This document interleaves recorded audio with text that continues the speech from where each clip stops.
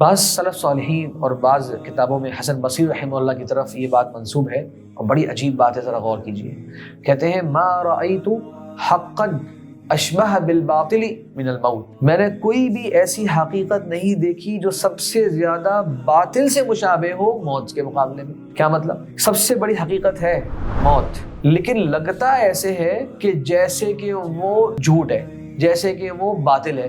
کیوں؟ کیونکہ اکثر لوگ زندگی ایسے گزار رہے ہوتے ہیں کہ ان کو لگتا ہے کہ انہوں نے مرنا ہی نہیں ہے۔ تو کہتے ہیں اس سے بڑی حقیقت جو لگتی ایسے ہے جیسے کہ وہ باطل ہے، جیسے کہ وہ حقیقت نہیں ہے، موت سے بڑی حقیقت میں نے نہیں دیکھی۔ غور کریں، اور واقعی ہمیں سمجھ میں آتا ہے، نظر بھی آتا ہے کہ بہت سے ہم میں سے زندگی ایسے گزر رہی ہوتی ہے کہ اگر ان سے پوچھیں موت مرنا ہے تو شاید ہم بولیں یہ بھی کوئی سوال ہے، ہاں شاید مرنا ہے شاید نہیں مرنا، ایک مطلب میرے خیال سے تردد والا جو ہے وہ جواب سامنے آئے، کیونکہ ہم لوگ اپنی صبح سے لے کے رات تک اس کے حوالے سے کوئی فکر ہی نہیں کر رہے ہوتے، کوئی عمل میں بہتری لانے کی باتیں نہیں کر رہے ہوتے، کوئی عبادات میں رغبت کی باتیں نہیں کر رہے ہوتے، اپنے معاملات کو صاف کرنے کی فکر نہیں کر رہے ہوتے، اپنا حساب کتاب جو ہے وہ درست انداز میں مینٹین کرنے کی بات نہیں کر رہے ہوتے۔